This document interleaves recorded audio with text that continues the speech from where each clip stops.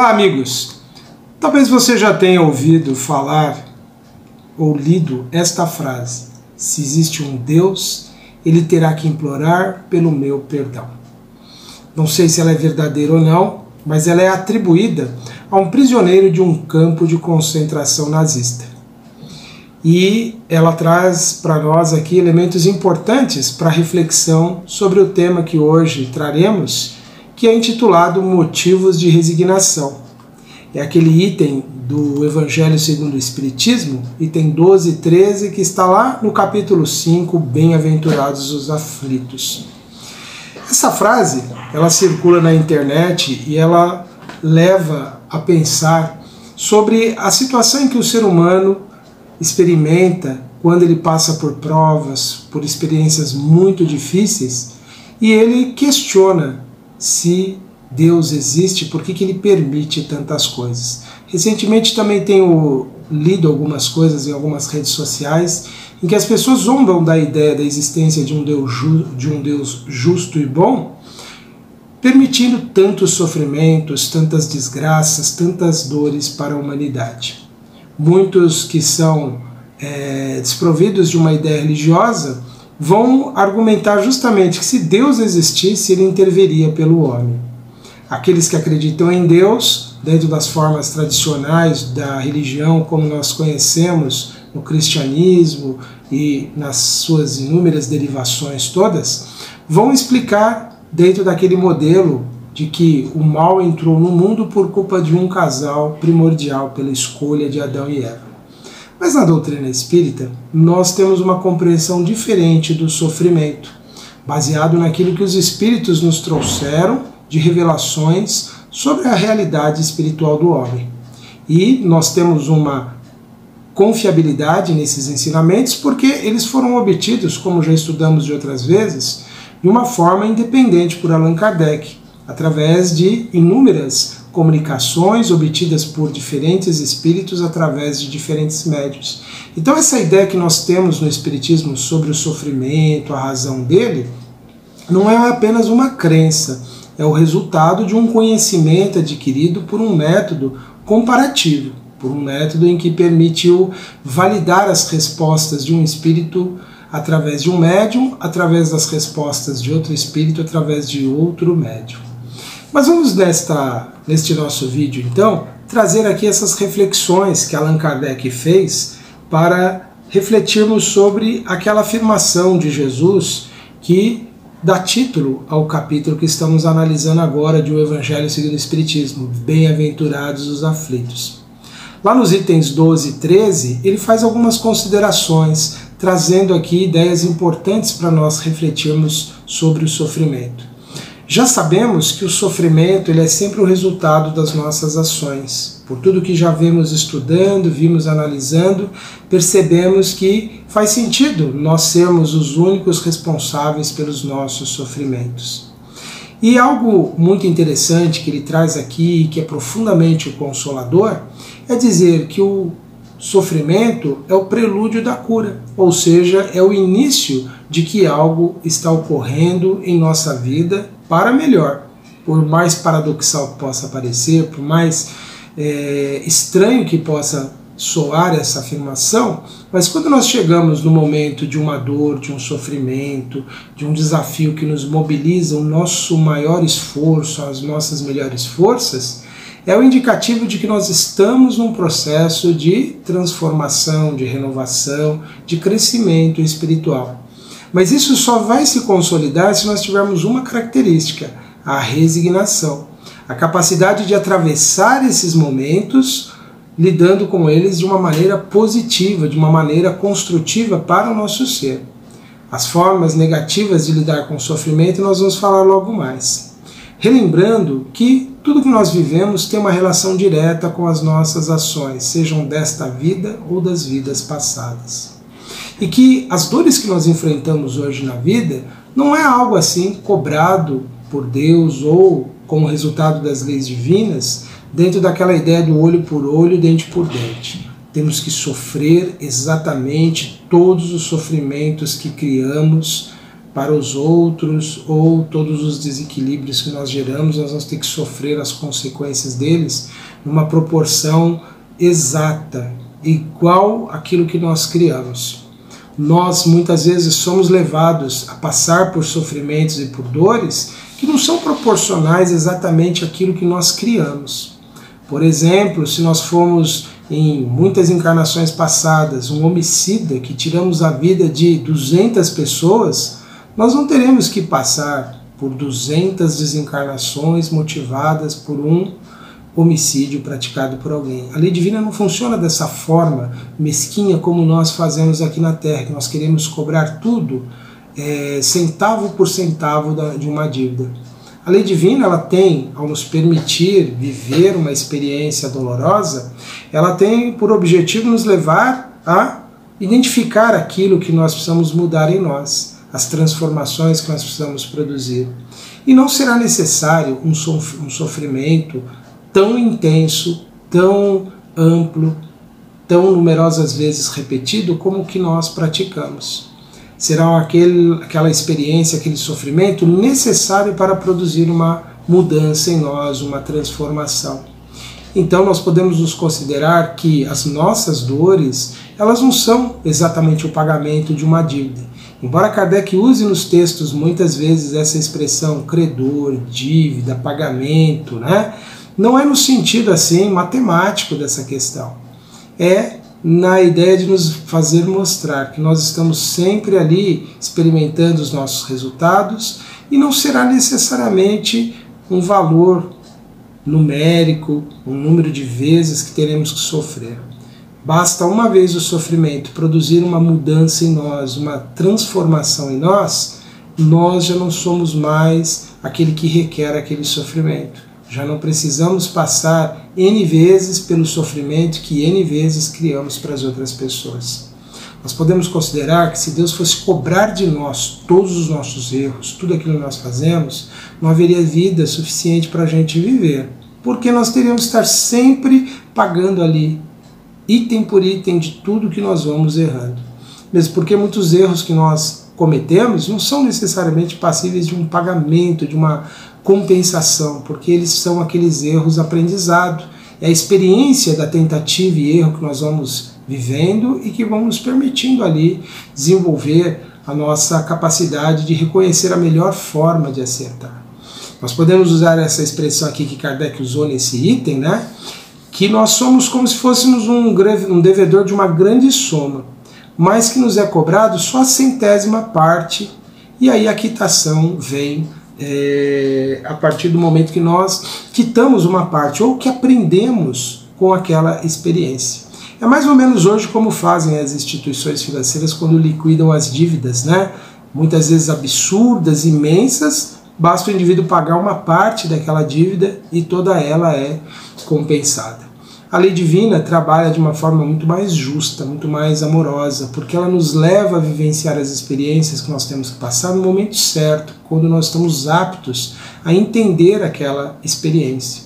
Por isso que há dores, há sofrimentos que levam muitas vezes séculos até chegar ao espírito para que ele possa vivê-lo e tirar algum proveito da experiência. Então nós podemos, dentro dessa linha de raciocínio, conceber assim, que nós estamos hoje, com qualquer que seja o sofrimento que nós estamos hoje em condições plenas de atender o que essa experiência nos pede. Então isso nos leva a ter uma atitude mais positiva, de acreditar que nós estamos em condições de vencer as nossas provas. Isso que os Espíritos nos sugerem. Hoje nós estamos vivendo a experiência da nossa vida e nós estamos aptos a viver, por mais difícil que ela possa parecer. Muitas vezes se torna muito pior essa experiência que nós estamos vivendo, porque nós vamos agravando, nós vamos complicando a experiência por rebeldia, por falta de submissão à vontade de Deus. E essa é uma das faltas piores que nós podemos praticar. Porque quando a gente assume um papel de indivíduo revoltado, inconformado com a vida, né, nós permitimos que um aspecto do nosso ser, que ainda é muito poderoso dentro de nós, a violência, se extravase. E ela reflete sobre a vida, reflete sobre as pessoas, e nós geramos dor, sofrimento. É por isso que aqui nesse item, Allan Kardec colocou isso, que as nossas reclamações das aflições, as acusações que nós fazemos a Deus por Ele ser injusto, nos leva a agravar ainda mais as nossas faltas. Porque nós não estamos nos tornando capazes de aprender com a experiência presente. Como a gente acha que ela não é devida, nós recusamos e não queremos aprender. É inevitável a comparação. Eu, como professor, observo muito isso. O aluno que é resistente a um aprendizado, a uma atividade, a uma lição, e isso é da natureza humana, ele naturalmente bloqueia o aproveitamento dele naquela experiência. Em coisas simples, banais, em coisas que a gente aprende lá nas aulas da escola, nas aulas de biologia, nas aulas de ciência. Aquele que rejeita, criticando e dizendo, isso não é para mim, por que eu tenho que viver essa experiência, por que eu tenho que aprender isso, professor? Ele cria uma indisposição. E isso é exatamente a manifestação dessa nossa característica. Quando a gente rejeita algo que vem maior na vida para nos ensinar, nós tiramos daquela experiência a oportunidade de aprender. Nós simplesmente anulamos toda aquela experiência, porque nós somos resistentes a ela.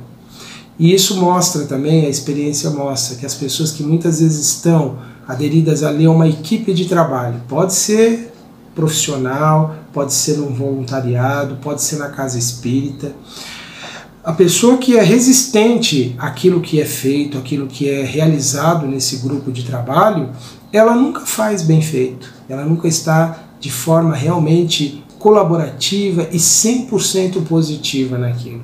Ela é um indivíduo que normalmente cria sempre muitos obstáculos, porque ele está sempre o quê? Rejeitando algo que é necessário. Isso é próprio, então, do espírito encarnado e desencarnado.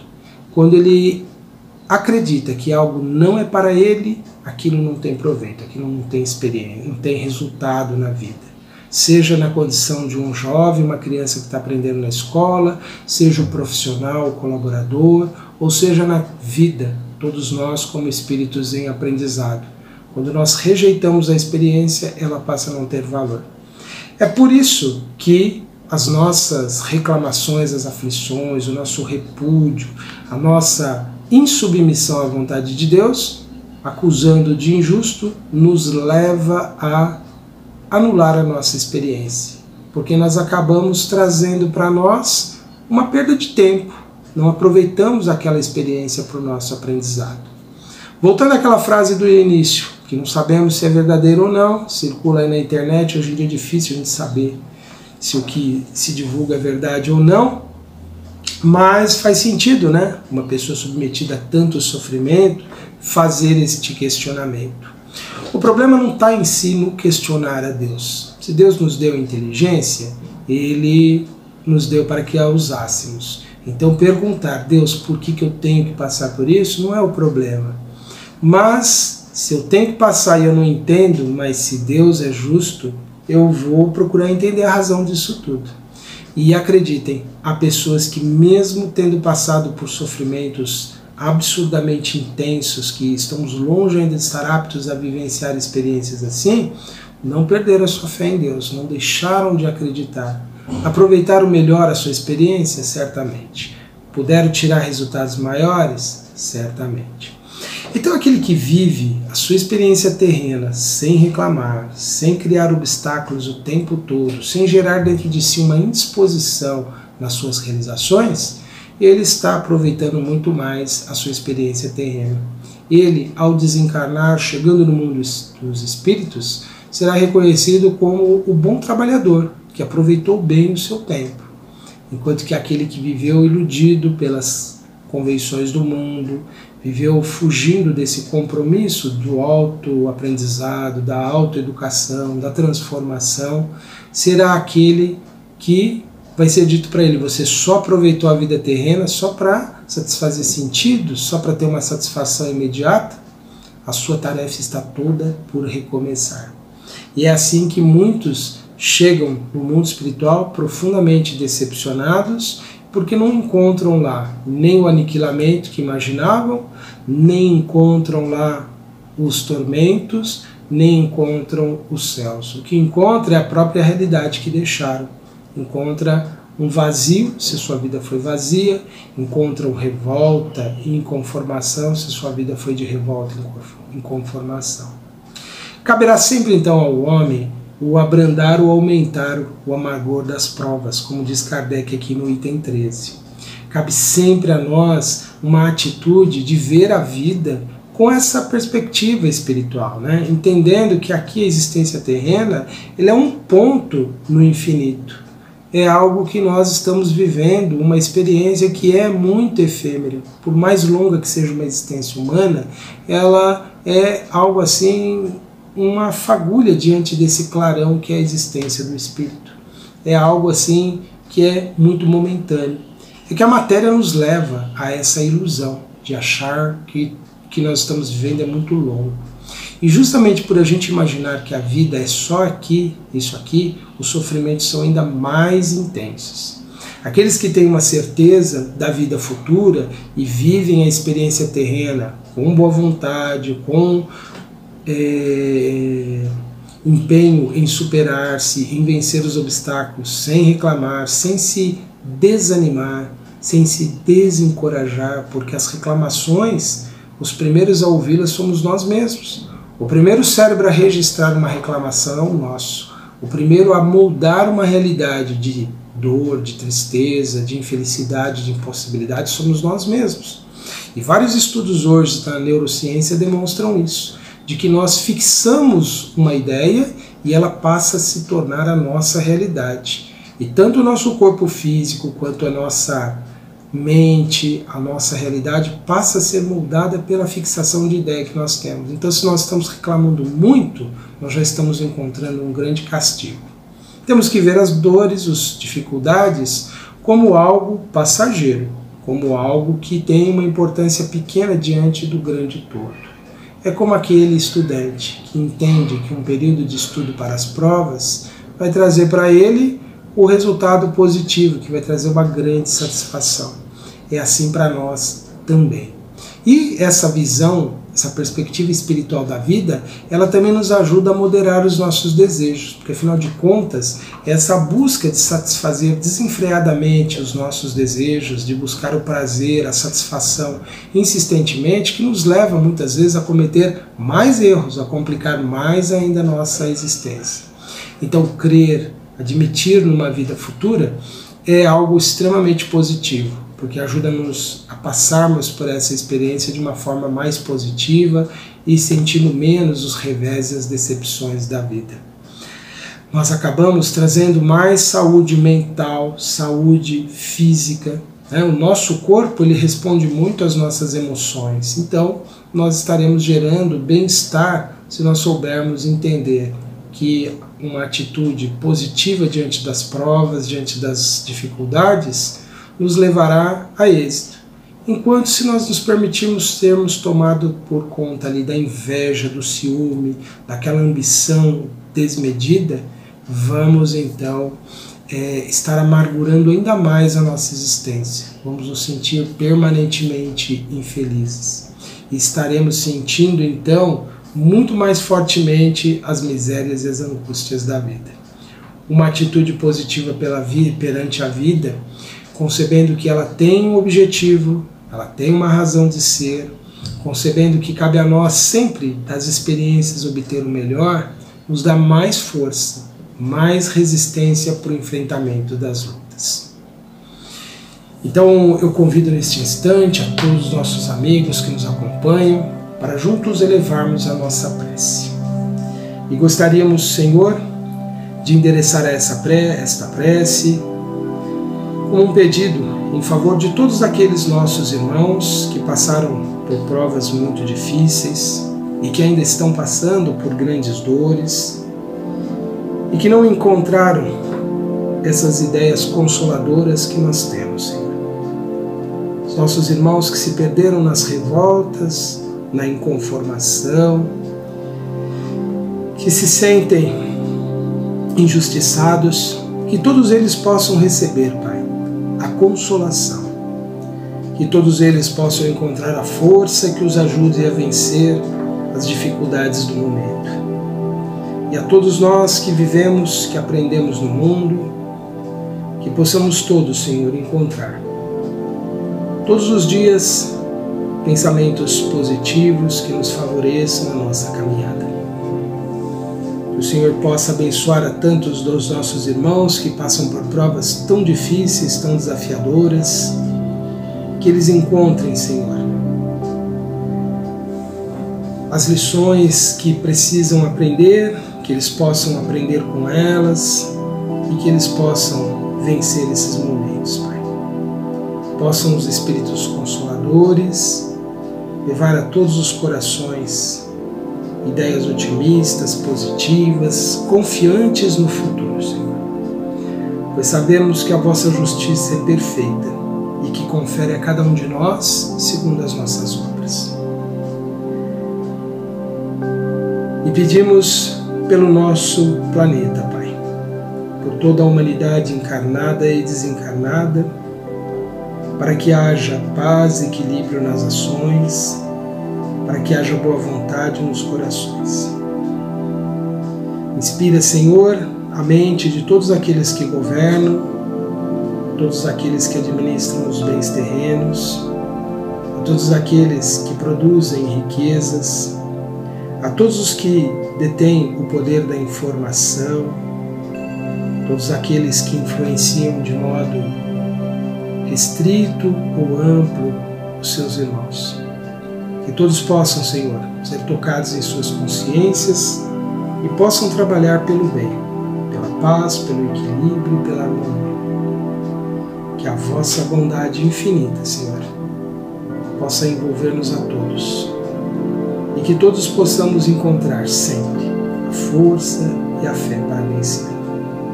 Que os nossos amigos que nos acompanham aqui semanalmente e aqueles que um dia ouvirão estas palavras possam se sentir fortalecidos, determinados a viver cada dia como podem, realizando o melhor ao seu alcance. Sabemos, Pai, que o Senhor não espera de nós atos grandiosos, atos extraordinários, apenas que tenhamos boa vontade de uns para com os outros, no cultivo da paz, na vivência da caridade, na compreensão mútua. Que possamos silenciar em nós as críticas que expressamos pelas palavras, mas igualmente aquelas que guardamos no nosso íntimo. Que sempre que pensarmos em criticar os que erram, que possamos nós lembrarmos que também erramos e que desejamos compaixão, desejamos compreensão e que desejamos novas oportunidades. Que possamos nós, Senhor, vivermos em equilíbrio e em paz dentro dessas ideias. Permita, Senhor, que assim seja. Graças te damos. Meus amigos, foram estas as nossas reflexões para este momento. Eu espero que todos estejam em paz e que todos continuem aqui acompanhando a nossa programação. Um grande abraço a todos e até a próxima.